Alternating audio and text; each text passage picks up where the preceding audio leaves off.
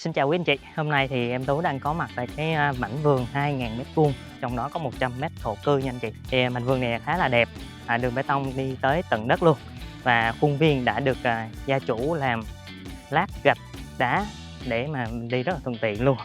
Thì trên bất động sản này chúng ta là có một căn nhà gồm 2 phòng ngủ, một phòng bếp và một toilet.